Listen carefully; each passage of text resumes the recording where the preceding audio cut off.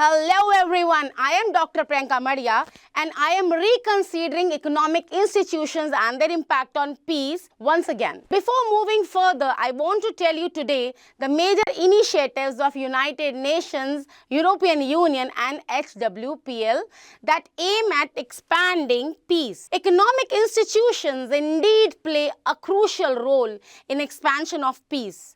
They are major support providers as they help in creating new job opportunities, ensuring that the employed masses they get fair wages. They help in creating an environment wherein stability and equitable development can be ensured. It also helps in reducing the spatial distribution of income, wealth, and asset. They aim at provision of funds to the needy economies and ensure more avenues of investment in both domestic and foreign domain. More investments generate more money. As a result, the economic growth of associated economies is promoted. Thus, they promote both economic as well as inclusive growth. At first, I want to talk about United Nations peacekeeping operations.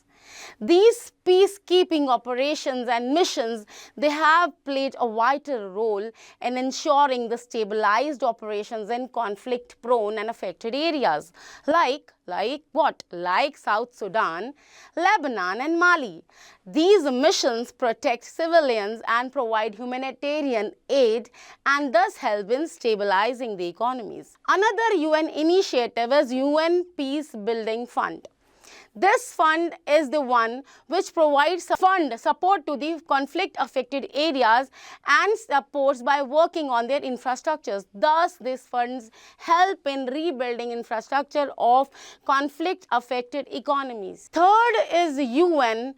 It also extends the UN mediation support to the economies. For example, I want to quote here the mediation efforts in Yemen, where the dialogue was preferred over the military confrontations. Thus, it helps in providing timely support to peace negotiations. It thus helps in achievement of sustainable development goals. I'm talking here about SDGs. Here I am talking about SDG 16, which is peace, justice and strong institutions. This SDG talks about finding the root causes of conflict by promoting inclusive governance, reducing inequalities and considering the inclusive growth. Fourth is Women, Peace and Security. WPS program I'm talking about. This is the program that promotes women's involvement in peace building operations. What's the result? As a result, the women they play proactive role in peace negotiations. This has been successfully implemented in economies like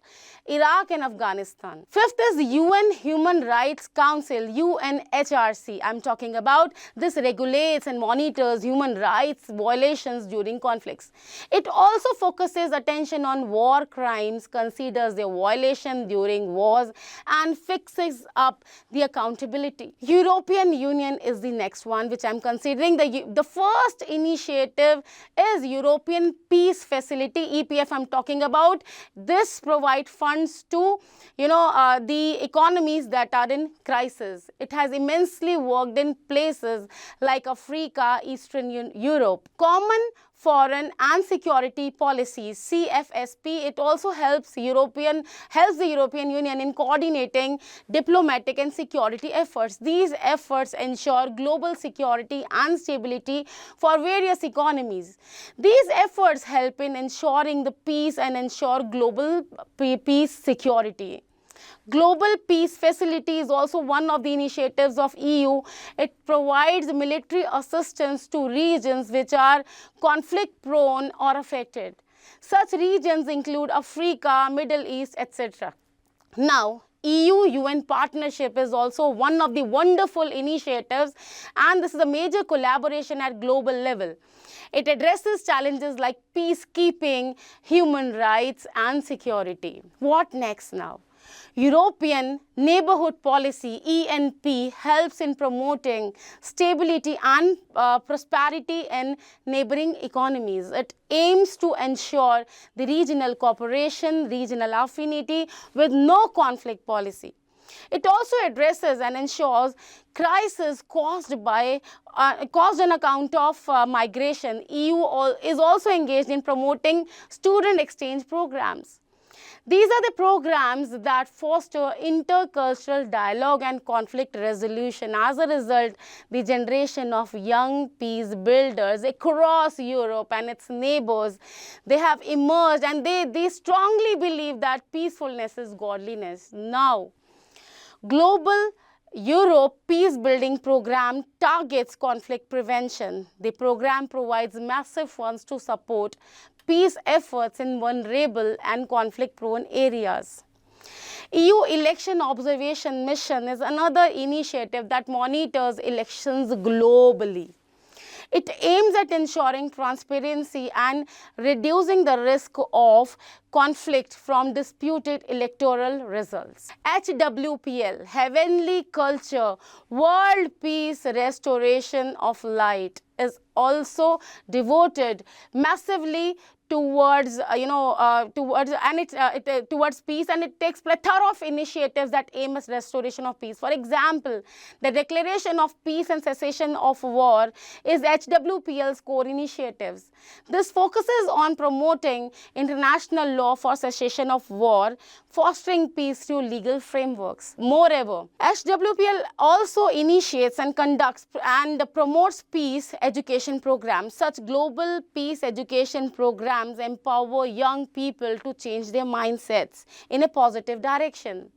They adopt peace-building roles in their communities and have been successful in formulating and informing attitudes of masses, especially young masses, towards conflict.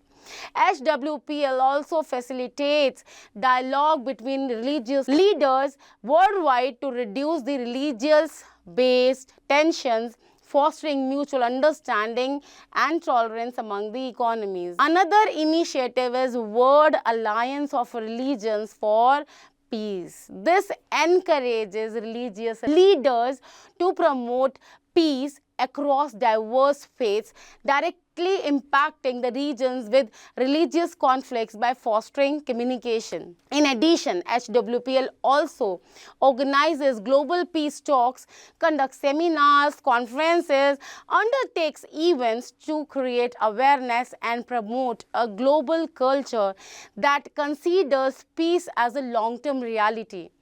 These programs have collectively strengthened international stability, mitigated the impact of conflicts, and promoted sustained peace globally. Such initiatives of international organizations have weakened the roots of military assistance and have strengthened and consolidated the roots of whom? Roots of peace education and peace economics, and has helped in spreading the ripples of peace education and peace economics. Now, as a peace educator, I want to say that nevertheless, the economic institutions, they are playing massive role by providing funds to the conflict-driven states. They are also indeed providing funds for conflict-affected states. They are trying to elevate the level of the incomes of the people. They are providing employment opportunities. They are working hard in order to ensure a better living of the people. But yes, unless and until a resolution means at the level of economies, I'm talking about a macro level here, unless and until a resolution prevails and remains at that level, and unless and until each individual who is from each economy, they decide that yes, we will never be engaged in any of the conflict, whether that is within the economy or whether it is between the economies.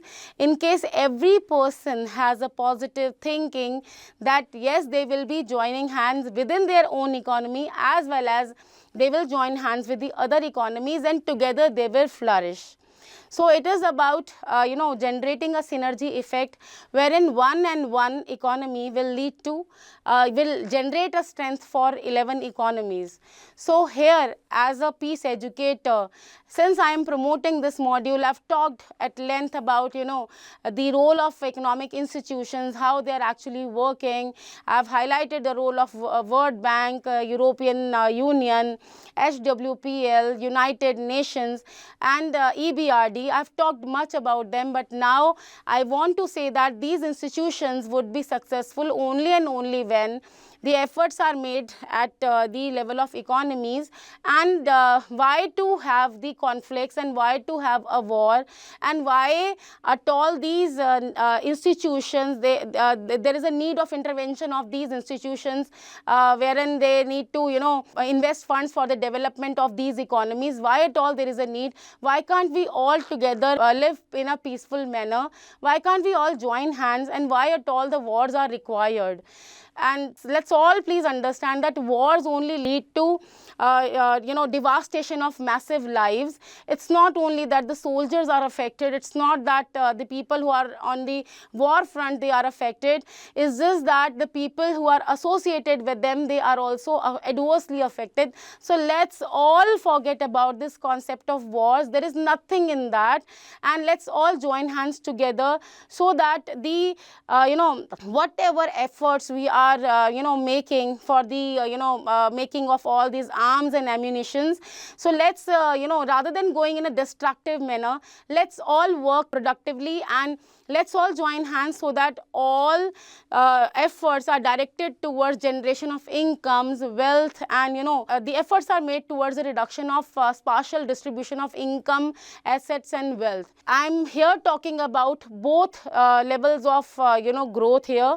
I am not only talking about the economic growth, I am also talking about the inclusive growth. So what we all require here is that avoidance of war is much sought. It is much, I am requesting the same, and what we all need to do, we all need to work towards the spreading the ripples of peace. And that is why the initiatives like peace education and peace economics are being emanating, and they are actually spreading the messages of peace throughout the world. So at the end of this particular module, I want to say that in case peace has to be prospered and flourished, and it has to spread, then the initiatives that are undertaken by economic institutions, their works, their tasks in conflict-driven and conflict-prone economies, they cannot be avoided. Their works are indispensable. And yes, again, as I plead at the end of every module, that yes, since peacefulness is godliness, we should believe in spreading the ripples of peace. Henceforth, we have with us peace education. We are trying to make efforts in order to promote the education of peace. So we will be successful together when all of us will join hands and all of us will work towards spreading the ripples of peace. Thanks once again for your patient listening. Thank you.